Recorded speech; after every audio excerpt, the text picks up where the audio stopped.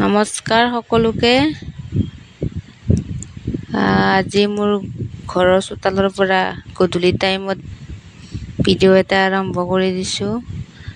আজি মোৰ ঘৰৰ কাৰণে বহুত ভাল দিন বুলি এইকাৰণে কৈছোঁ, বহুত দিনৰ পৰা আশা কৰি থকা বস্তু এটা ফাইনেলি আজি ঘৰত আহি পাইছে।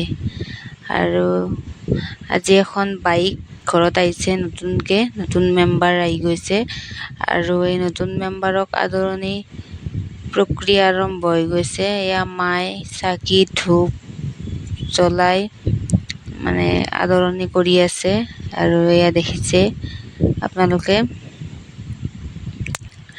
ভাইটিৰ বহুত দিনৰ সপোন এটা আজি পূৰা হ'ল ফাইনেলি। আৰু আজি মনটো বহুতেই ভাল লাগি আছে, কি ক'ম আৰু এয়া গামোচা চামোচা লগাই দিলে ভাইটিয়ে, সৰু ভাইটিয়ে গামোচা লগাই দিছেহি। তাৰপিছত এইটো হৈছে আমাৰ বাইকখনৰ কালাৰ ব্লেক আৰু ৰেড। কেনেকুৱা লাগিছে জনাবচোন।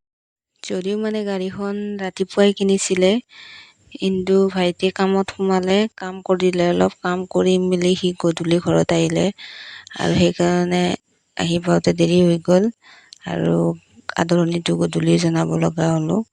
যা নহওক, আজি মনটো ফূৰ্তি লাগি আছে আৰু তাৰ মাজত এনেকুৱা ফিল হৈ আছে যে বহুত দিনৰ কিবা এটা কাম কৰিম ভাবি যেতিয়া কামটো হোৱাৰ পথত যায় বা হয়, তেতিয়া মনটো বেছি ভাল লাগে, সেই অনুভৱটো বুজাব নোৱাৰি।